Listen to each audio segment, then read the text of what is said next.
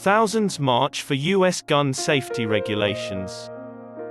Thousands of protesters protested on the National Mall and throughout the U.S. on Saturday to press for gun control legislation following recent mass shootings in Uvalde, Texas, and Buffalo, New York. Speaker after speaker in Washington urged senators, viewed as a key legislative hurdle, to act or risk being thrown out of office, particularly after 19 students and 2 teachers were slain May 24 at Robb Elementary School in Uvalde. Hogg, a co-founder of March for Our Lives, led the crowd in cries of "Vote him out" following the massacre. Gonzalez, another Parkland victim and organization co-founder, pleaded with Congress for change. Manuel Oliver, whose son Joaquin was slain in Parkland, urged on kids to avoid returning to school until our government officials act to preserve our lives.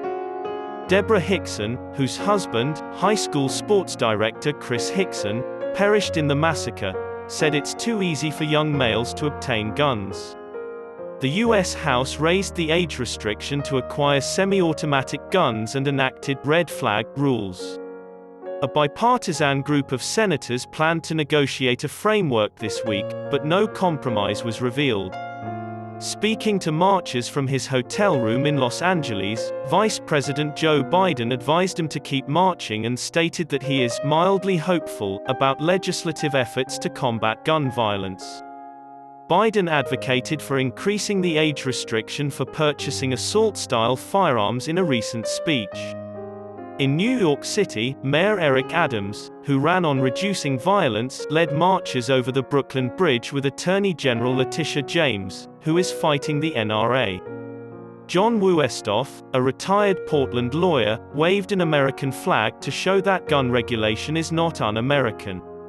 On the night of an NBA playoff game, 21 people were wounded in gunshots in Milwaukee's Deer District, which drew hundreds of demonstrators to march from the county courthouse. One of the organizers of this year's march, Tatiana Washington, had a relative who was slain by gun violence in 2017. In Washington, a young guy attempted to storm the platform before being stopped by security, demonstrating the issue's intensity. People scattered after the tragedy.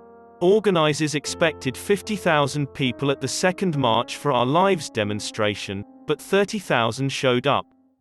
The 2018 event drew more than 200,000 participants, although there were 300 smaller marches.